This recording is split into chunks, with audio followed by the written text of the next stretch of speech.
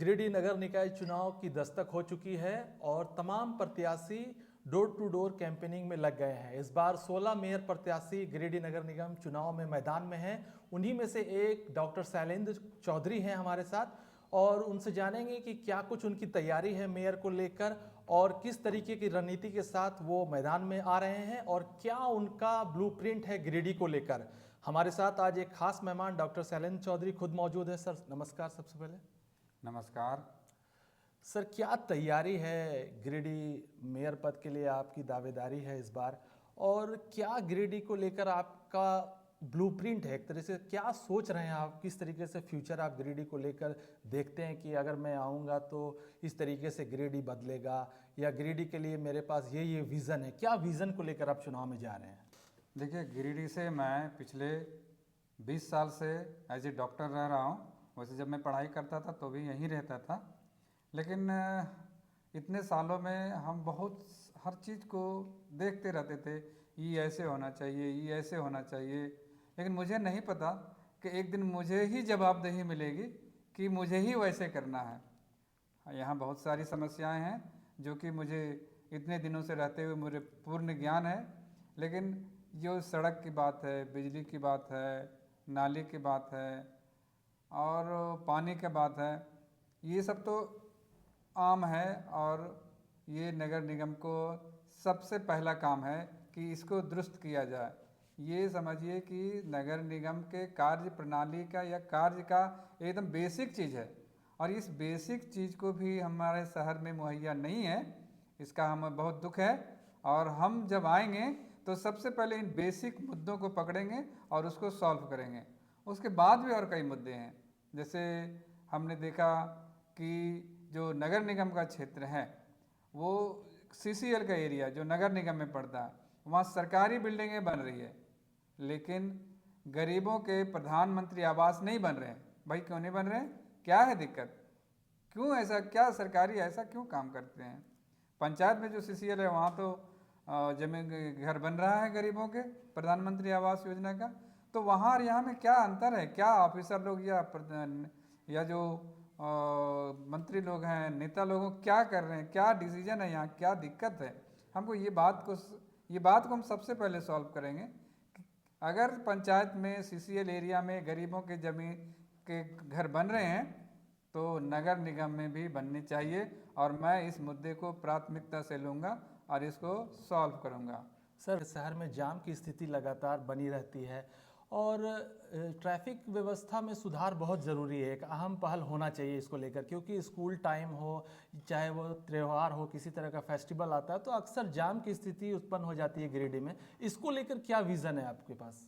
देखिए, जाम की जो स्थिति है, हमारा शहर 100 साल पहले के अनुसार बसा हुआ है, और इन 100 सालों में हमारे शहर की जनसंख्या मेरे अनुसार कम से कम 20 गुना बढ़ा है। 20 गुना हमारा इंफ्रास्ट्रक्चर तैयार नहीं हुआ, एक बात। दूसरी बात, वो जो पहले से जो इंफ्रास्ट्रक्चर खड़ा है उसको चारों तरफ दुकानदार लोग बैठ जाते हैं, दोनों तरफ से रेहड़ी पटरी वाले जो भी है, ठेला लगाते हो, सब्जी बेचते हो, सबका बिजनेस रोड के किनारे ही होता है। तो उसके चलते, अच्छा, एक तो वो हो गया रोड के किनारे उसका बिजनेस चल रहा है, दूसरा क्या है, उसका कस्टमर भी गाड़ी लगा करके फिर दुकानदारी करता है या अपना ठेला पर खाना जो करना है करता है। तो इस स्थिति से सड़क जाम लगती है। हमारा पूरा विजन है, हम पूरा दृढ़ संकल्प हैं कि इस समस्या से निजात दिलाने के लिए हम एक बड़ा मार्केटिंग कॉम्प्लेक्स बनाएंगे, और जहाँ के लोग इतना अच्छा होगा और इतना सुंदर होगा कि वहाँ के लोग, गिरिडीह के लोग, अगर सब्जी नहीं भी खरीदना होगा तो वो कॉम्प्लेक्स से घूम के आएंगे। जैसे अभी गिरिडीह में मॉल है, मॉल में जितने लोग घूमते हैं, मैं नहीं समझता हूँ कि सबको कुछ खरीदना होता है, लेकिन एक बार घूम के आते ही हैं। हमारे बच्चे भी वहाँ जाते थे, नया नया बना था तो वहाँ जाके बच्चा लोग एंजॉय करता था।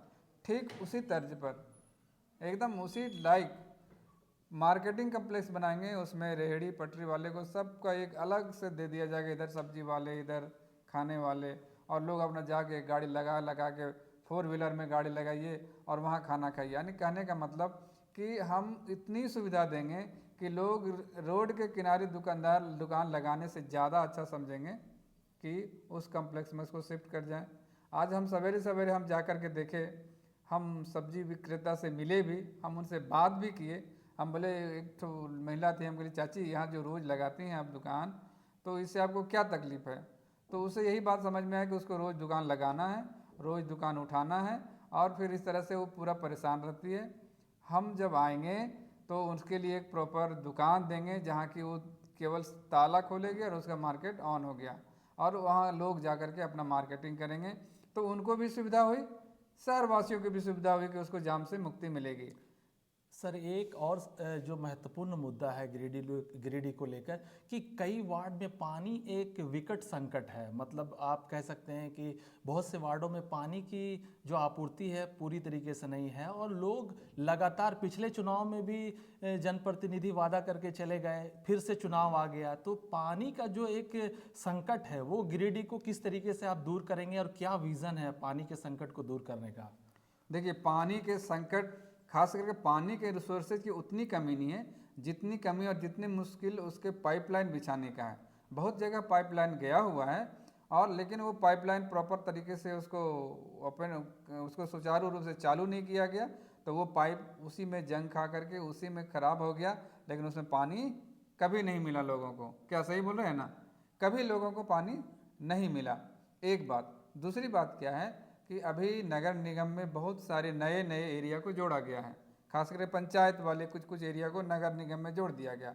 अब वो पंचायत वाले परेशान हैं, वो बोलते हैं कि हम होल्डिंग टैक्स दे रहे हैं नगर निगम का और हमें सुविधाएं मिल रही है गांव की।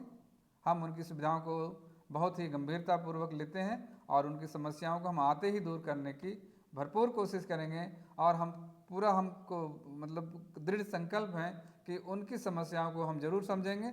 जिसको भी नगर निगम में लिया गया है वहाँ तक नगर निगम की सुविधाएं पहुँचाई जाएगी, चाहे वो पानी हो, बिजली हो, नल हो, ड्रेनेज सिस्टम हो, जो भी हो सब दिया जाएगा पूरे नगर निगम क्षेत्र को, चाहे वो नया हो या पुराना हो। इलेक्शन का अनाउंस हुआ, उससे पहले आपकी तैयारी थी चुनाव लड़ने की, या फिर आप अचानक से मैदान में आ गए? कुछ इसको लेकर कुछ बताएं। नहीं, अचानक कहने वाले गलत बोलते हैं।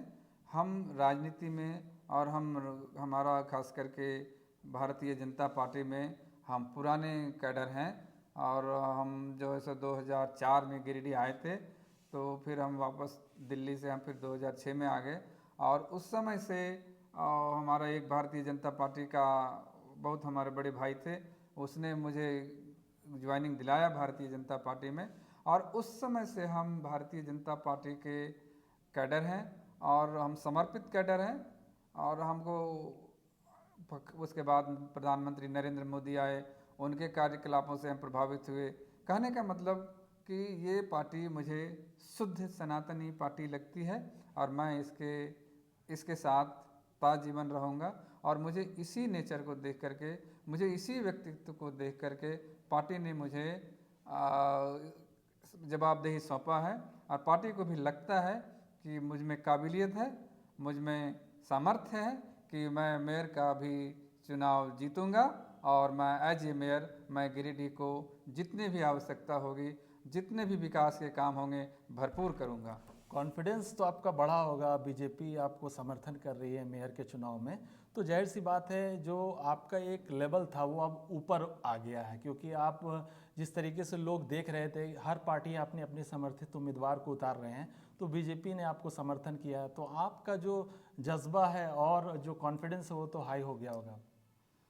जाहिर है हमारे पीछे पूरा समुद्र है, हैं, मुझे कुओं से क्या डर, मैं पूरा कॉन्फिडेंट हूँ। हमारा गिरिडीह में पिछला रिकॉर्ड उठा करके देख लीजिए, तो ये यहाँ बीजेपी ही जीतती आई है, और बीजेपी समर्थित उम्मीदवार ही जीतते आए हैं।